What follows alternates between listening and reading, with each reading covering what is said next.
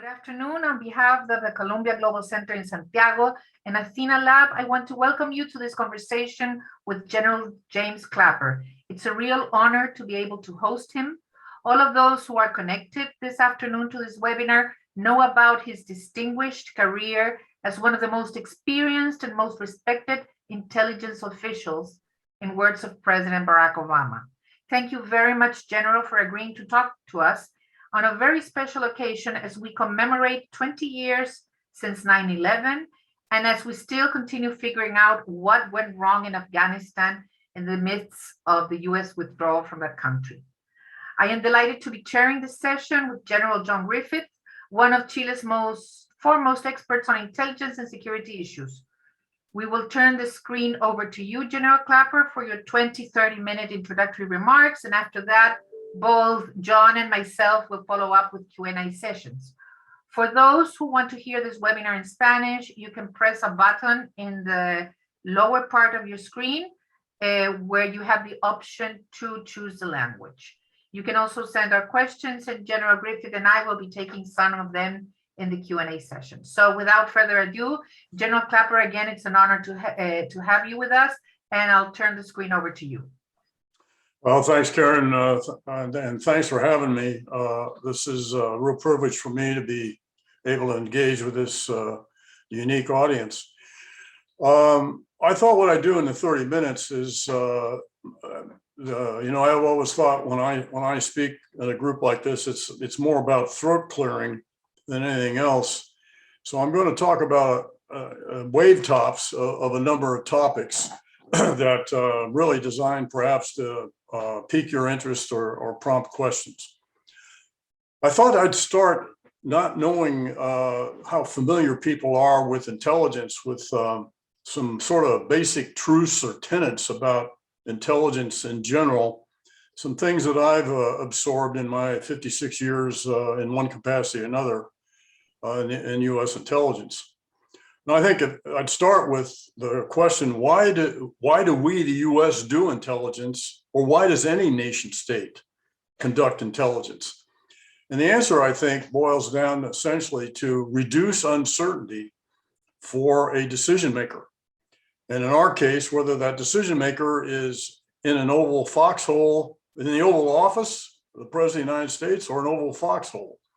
The objective is the same, is to reduce uncertainty for that decision maker, reduce risk, and perhaps to save lives. Very important tenet of intelligence in the United States is truth to power, which got a severe test during our last administration.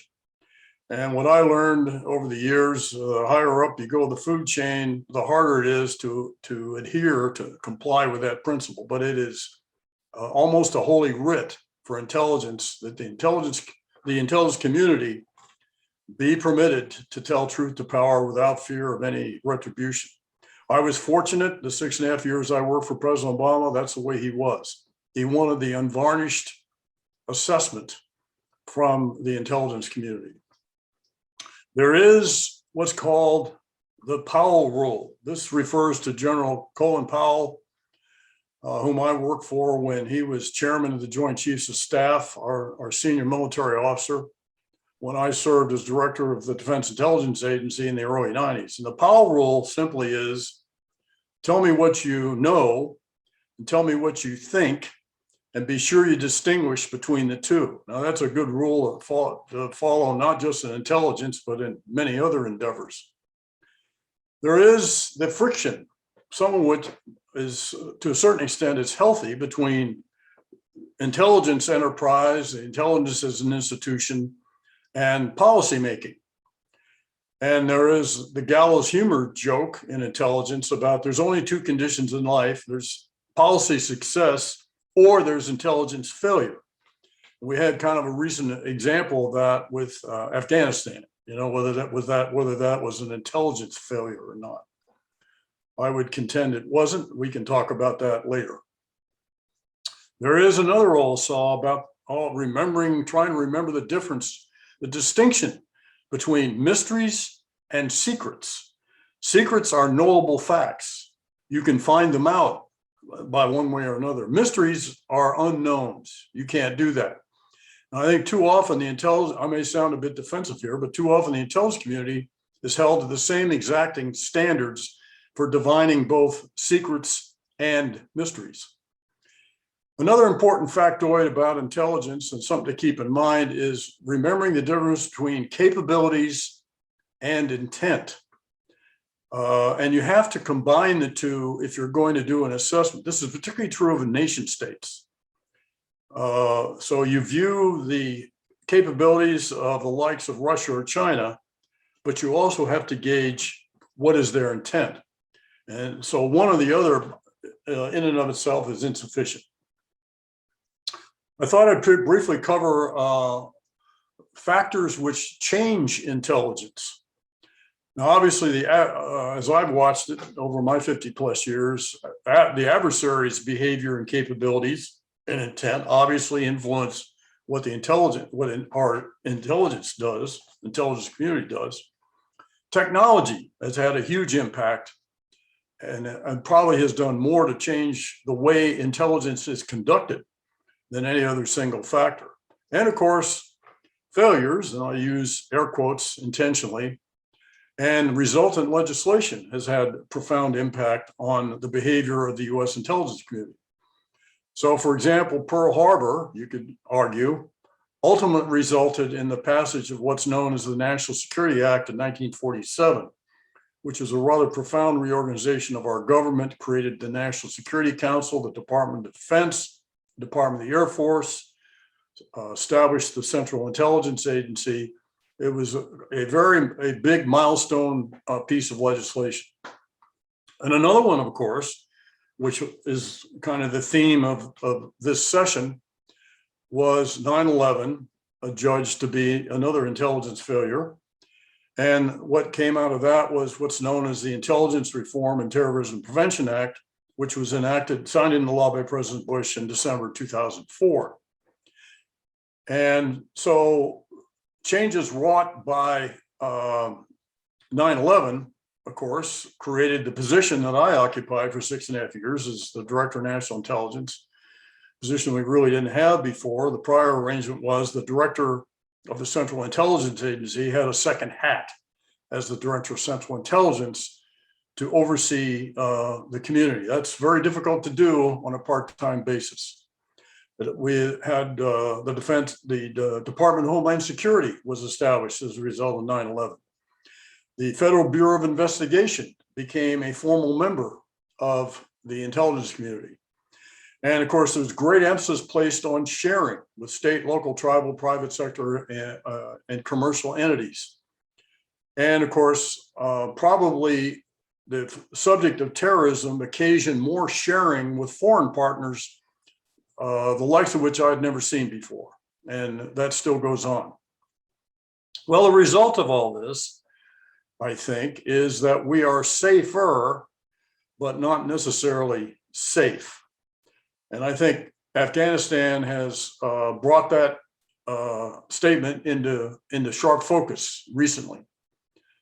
I'll just say for now, we can discuss this later, that I think President Biden made the right decision. It certainly came as no surprise to me, having worked for him for 6.5 years when he was vice president, and his well-known opposition to a US military presence in Afghanistan. So no big surprise there. I think it was the right decision. It was just very poorly executed. There's no graceful, elegant way to withdraw like that with some chaos, but I think more could have been done to have reduced the chaos that we witnessed. What are the implications? Well, a couple of them are that I think Afghanistan will again become a harbor for terrorism. We could see the resurgence of Al-Qaeda. We have ISIS-K, as it's known, which is an avowed opponent of the West and the US, and also an opponent of the Taliban. That dynamic is going to be very interesting to watch. I think we can conduct so-called over-the-horizon monitoring of developments in Afghanistan. It'd be difficult, but not impossible. But to be clear, there's no substitute for the assets that we've lost, on the ground assets. There's just simply no substitute for that. And of course, the wild cards are the neighboring countries, most notably Pakistan. Will Pakistan share intelligence with us or not, let alone allow us to base remotely piloted vehicles, or drones as they're called, in their territory? I don't know. And as far as the theme, let me say a few words about that: intelligence successes and failures. Well, so under the rubric of under the category of successes, well, we haven't had an attack like 9/11 in the ensuing 20 years. So that's no accident. It wasn't happenstance. A great deal of effort has been placed into fortifying the United States, notably our aviation industry, and the effort expended by the intelligence community to prosecute, to track, identify, and take out terrorists. Of course, something I lived through personally was the takedown of Osama bin Laden on the 2nd of May of 2011, 10 years after 9/11. And I was in the White House, Situation Room, all that during all that. So that was, I think that has to be regarded as a major success. And of course, you can never measure the impact of the countless plots that were thwarted that you never hear about because it didn't happen. And so I think those are things you can list under success. Now, there's all kinds of things that people like to list as failures. I won't go into all those. They're actually much more complicated than simply ascribing, well, that's a success or a failure. There's all kinds of ambiguity connected with that question. I will say, though, that one consistent failure that we have been unable to figure out a solution to, and that is determining will to fight. I observed this during my war, Southeast Asia. I did 2 tours, and I did a year in Vietnam and a year in Thailand, participating in reconnaissance missions over Laos and Cambodia. And there again, we underestimated the will to fight of the Viet Cong and the North Vietnamese, and overestimated the willingness to fight of our South Vietnamese allies. Well, fast forward, we did the same thing in Afghanistan. We profoundly overestimated the will to fight of the Afghan military that we had spent a fortune, a treasure, arming, equipping, and training. And they literally melted away overnight. Well, why was that? Well, the Taliban have an ideology. We may find it repugnant, but they had an ideology and something they believed in that sustained them for that 20 years. So that is a consistent failure I would point to, is the inability to assess will to fight. Let me shift to the future of intelligence, and I'm going to make some assumptions and bald assertions here that you may take issue with. In our country, I'm assuming that our intelligence community will remain vital, and it will also remain a governmental activity. The users, the customers, the consumers, whatever you want to call it, partners of intelligence are going to become more diverse and more numerous and more demanding. The threats will proliferate, and I'll have a little bit more to say about that in a moment. Demands and expectations are going to increase. We will continue to do more sharing, both within our country and with foreign partners. Open source, a much underused capability, will, I think, become a huge endeavor in the US intelligence community. And the intelligence community is going to have to become, relatedly, much more transparent. Let me shift. Last things I want to talk about before we stop and go to Q&A would be some threats and challenges that we face in the United States. And I'll divide that into 3 subcategories: nation states, transnational challenges, and more recently, something I never much contended with when I was DNI as recently as 4 years ago, are domestic threats.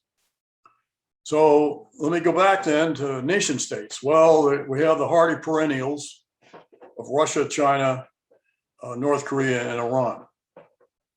Russia is clearly in decline from several dimensions. Demographics are in decline, and that has direct military impact because of the reduction in the number of available males available for military service. Were it not for their nuclear weapons, we probably wouldn't have to pay a lot of attention to Russia. The other reason, though, we do have to worry about them is their skill and sophistication at mis and disinformation. And I saw this up close and personal during the run-up to the 2016 presidential election, and how skilled and sophisticated the Russians are at exploiting the divisiveness in this country through their use of social media. The Russians have historically tried to influence elections, theirs and other people's, and certainly they attempted to interfere in virtually every election since and during the Cold War, but never as aggressively and pervasively as they did in 2016. So for those two reasons, their nuclear arsenal and their ability at mis and disinformation, Russia will continue to be a threat. Putin, in my view, is a throwback to the Tsar era rather than the Soviet era. He has this vision of Russian greatness, which he sees the Russian Empire extending out to anybody who speaks Russian, which is kind of expansive. But again, Russia long-term is in decline. That's not the case with China, which is on the ascendancy. And unlike the Soviet Union, where our two economies were mutually exclusive during the Cold War, that is not the case with China, which makes dealing with China all the more complex. It won't be long before it overtakes us as the US with the largest economy. And their military buildup, modernization, and expansion is impressive and scary. Most recently, the revelations about their building ICBM silos in Western China in large numbers. And of course, China, not subject to any arms control agreement, and they have steadfastly refused to participate.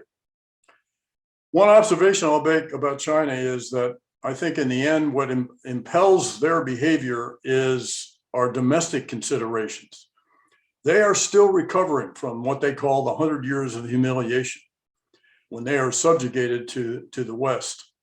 And I think much of what they do, their expansive claims in the South China Sea, Hong Kong, and their threatening behavior towards Taiwan are actually more motivated by domestic considerations than anything else.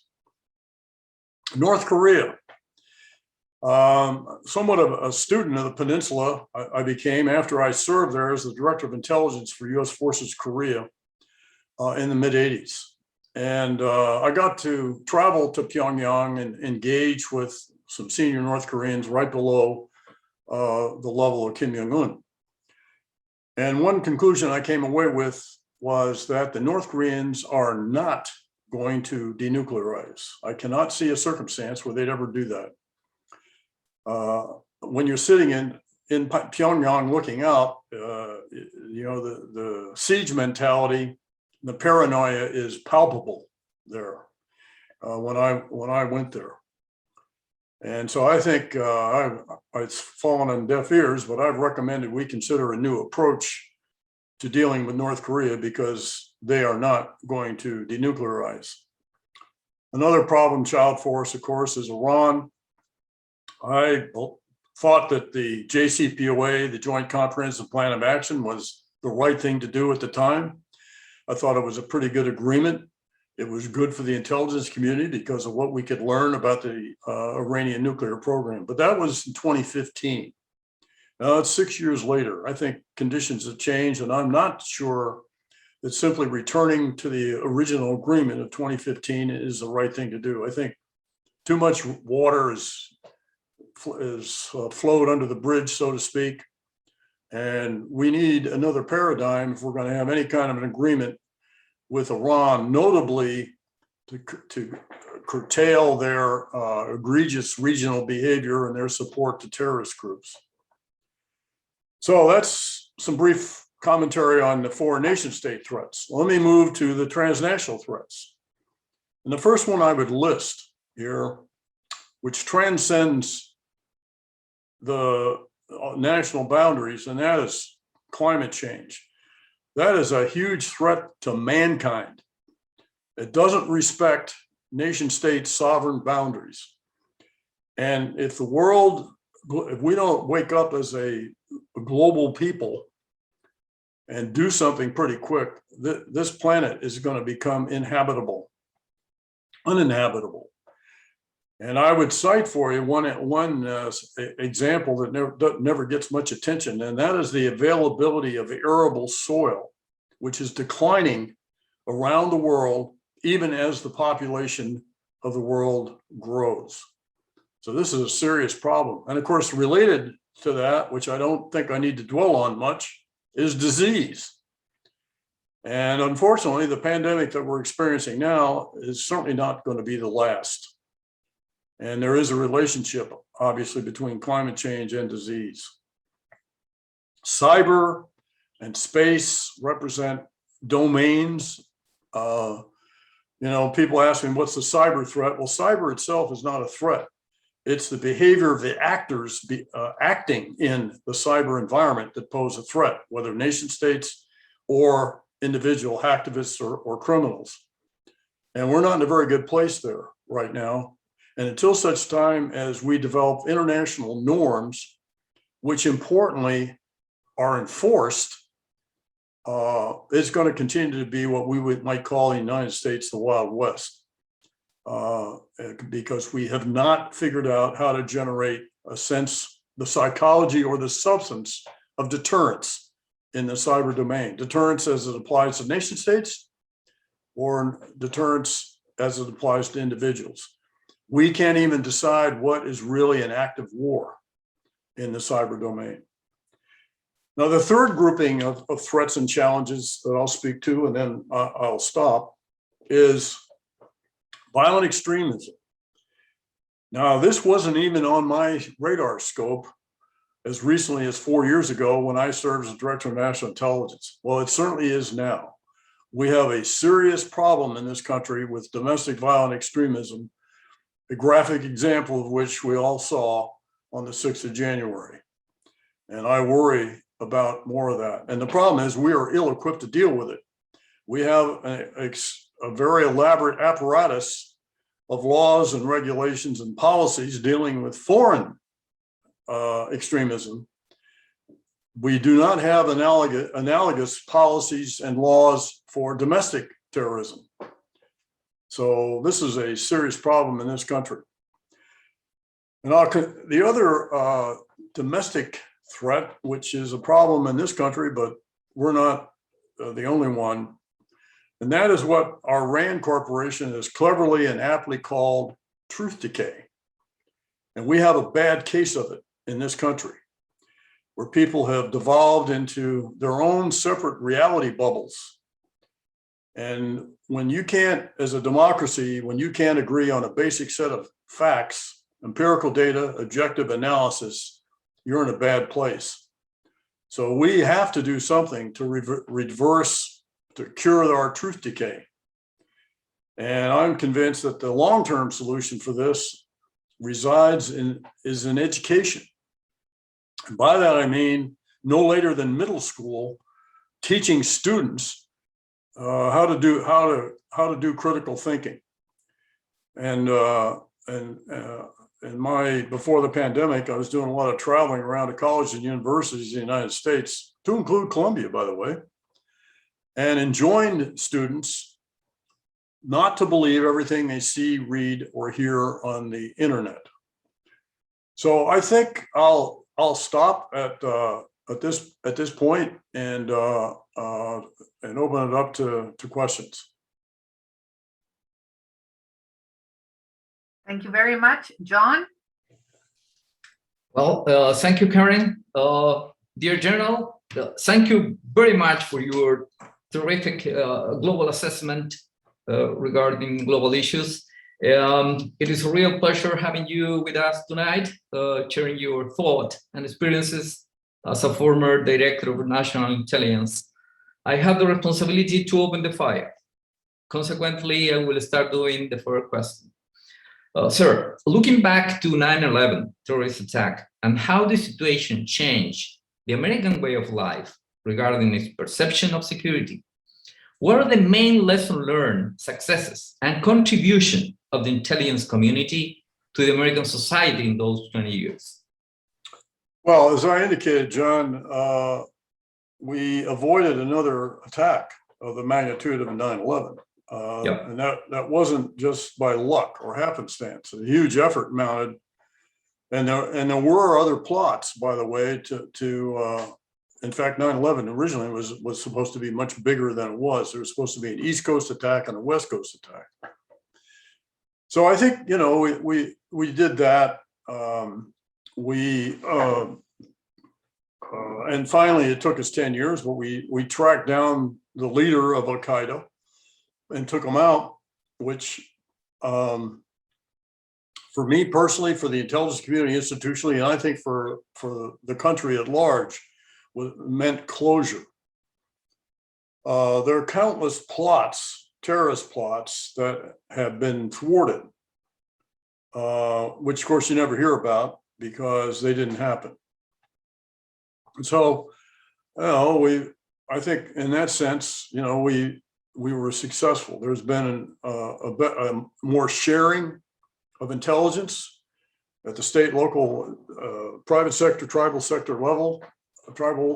level.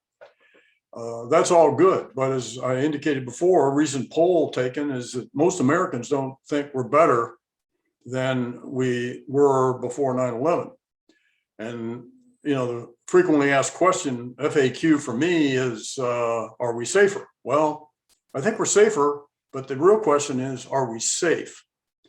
And I think many Americans, for a variety of reasons, don't feel safer now than before 9/11. So I think I'll stop there.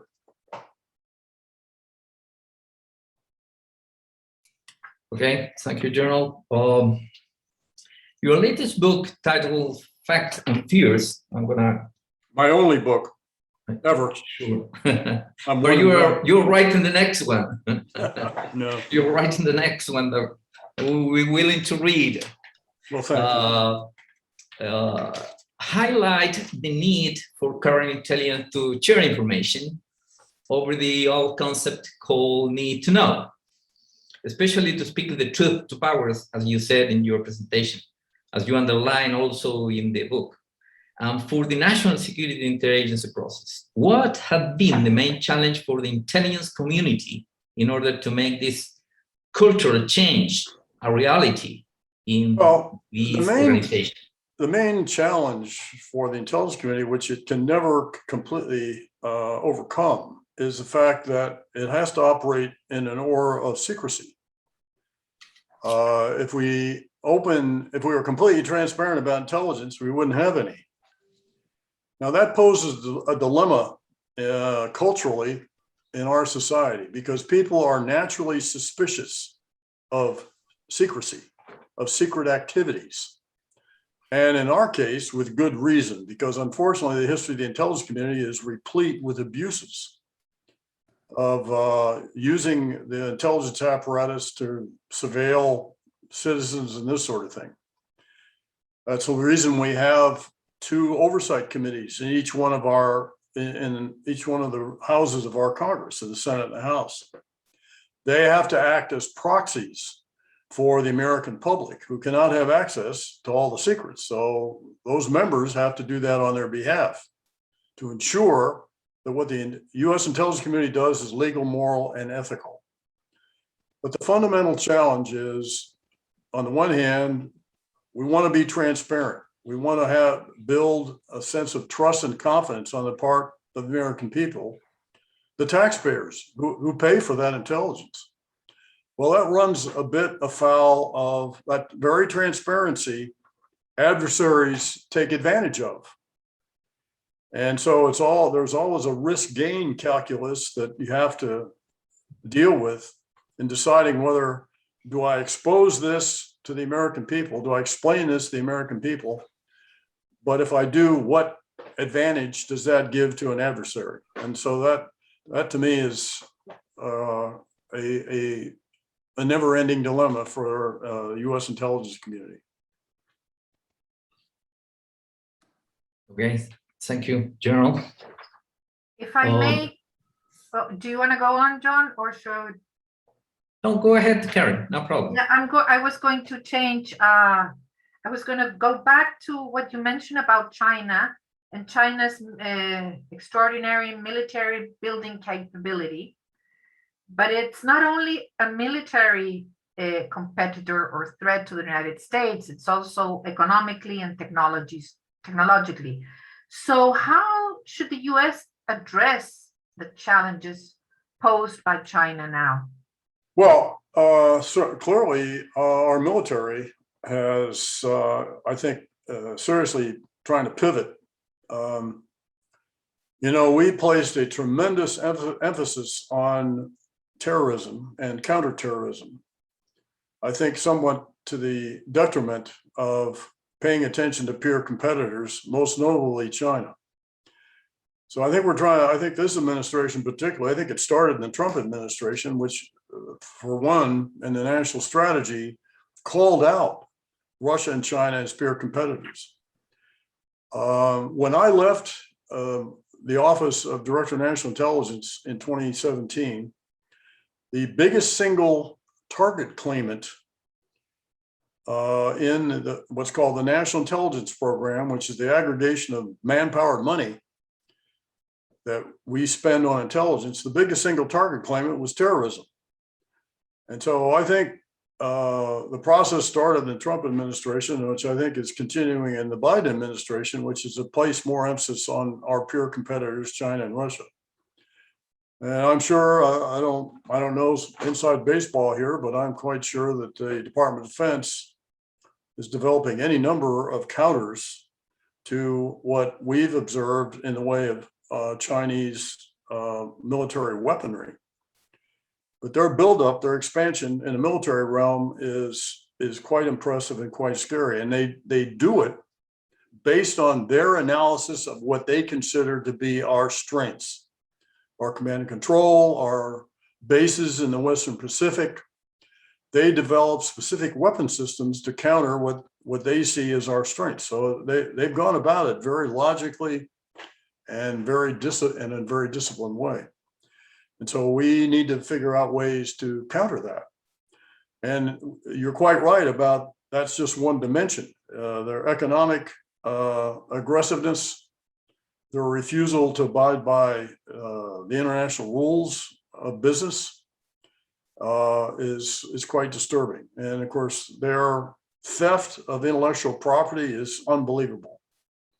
And so we badly need to do something about this. The other thing we need to be concerned about is supply chain and not being dependent on China for example, rare earth metals or microchips or any other critical components that find their way into our weapon system. So this is a huge challenge that we have to take on. And the Chinese, very, very focused, very disciplined about what intellectual property they can generate themselves or what do they need to steal to compensate.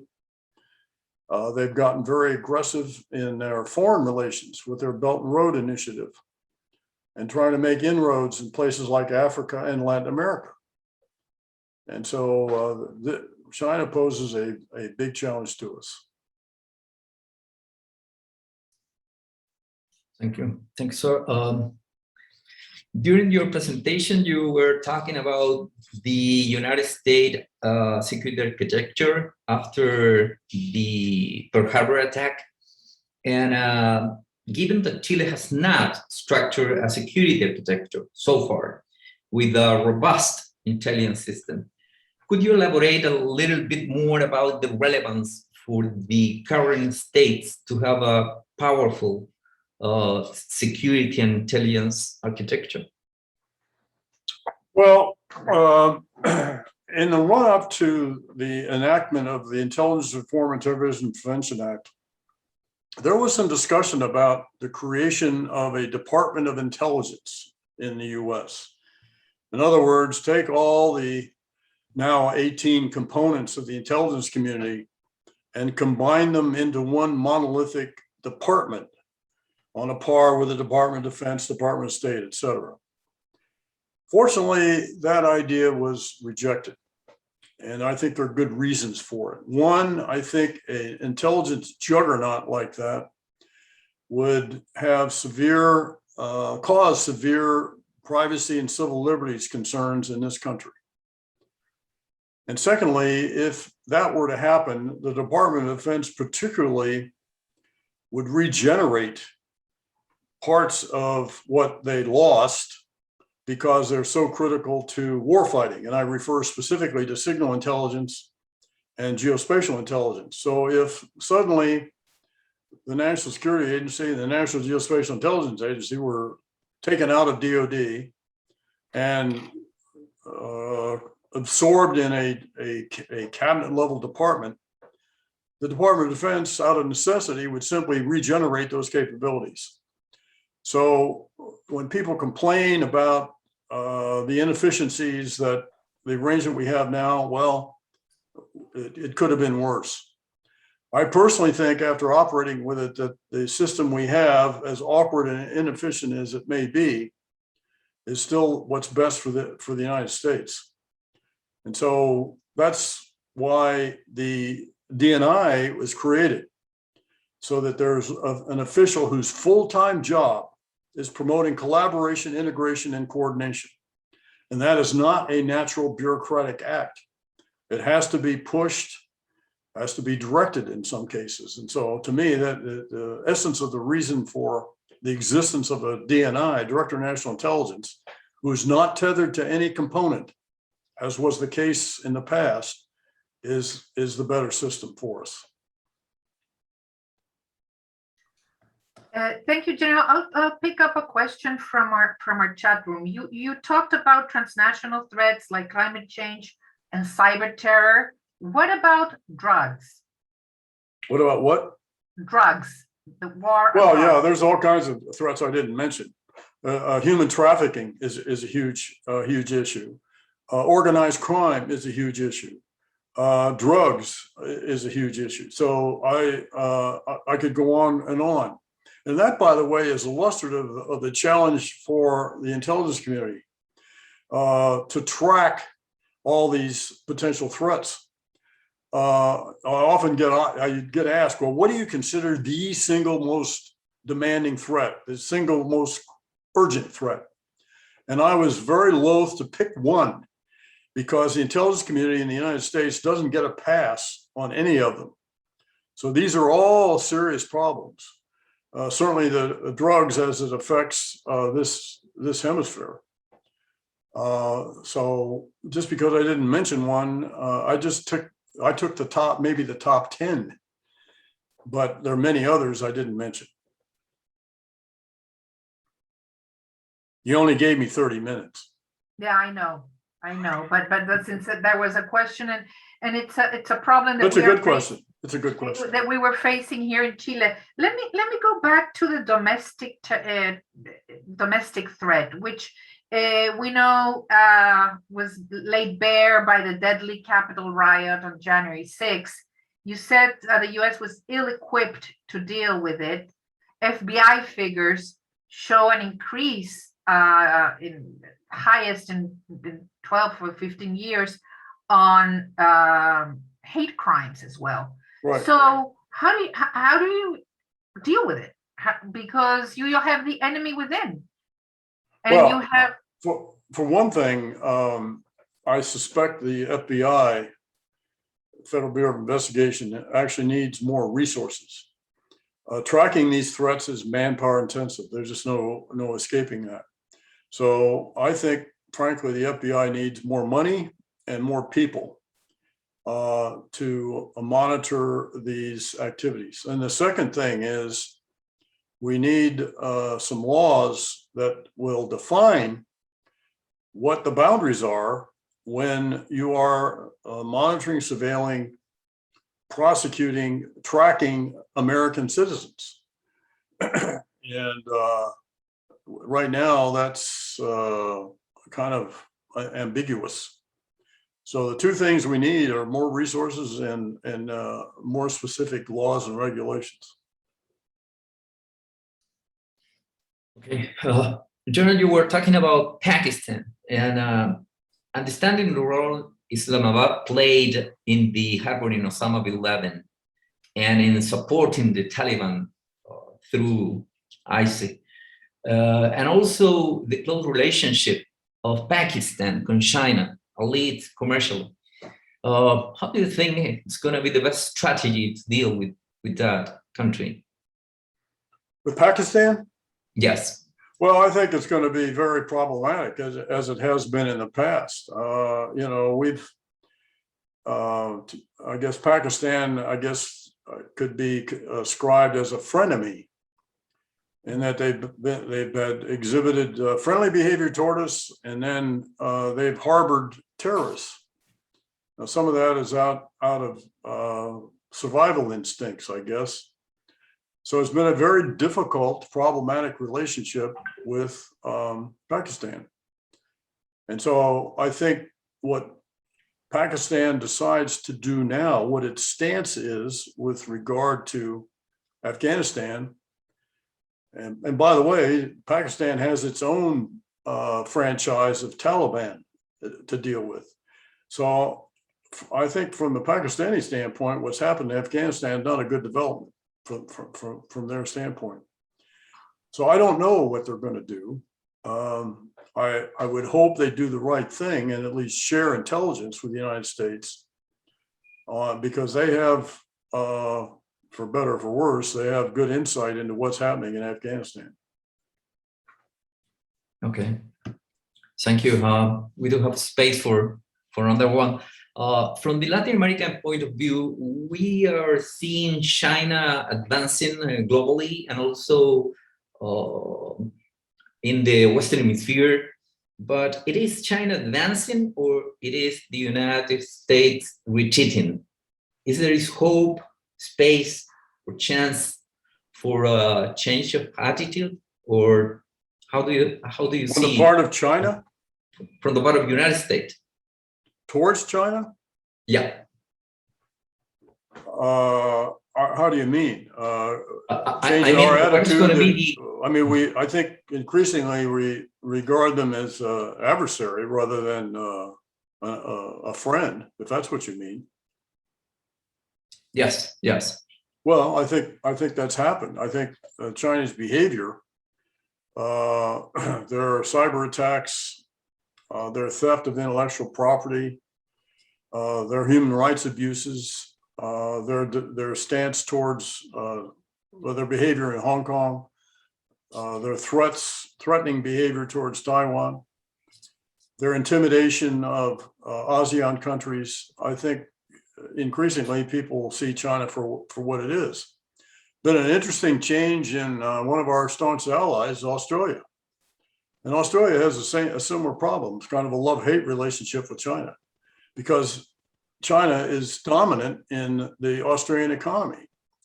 And there's a very similar issue with us. But I think increasingly, despite that more and more, there's more reality applied to how we view China. Okay. I'll take you back to another transnational threat that you mentioned, which is climate change. We just saw what Hurricane Ida did to the power grid in New Orleans, and what happened in New York, and the deadly heat waves that scorched the Pacific Northwest, the wildfires, the flash floods that devastated Tennessee. clearly the US is not prepared to deal with climate change and the efforts to mitigate those threats. We don't see them.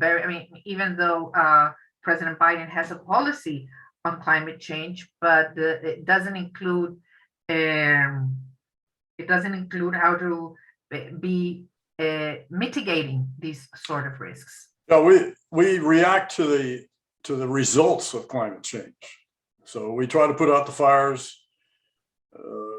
We dispatch FEMA to help people after a flood. We do all these things that are all reactionary, and we're not doing enough proactively, which means meaningfully reducing carbon emissions.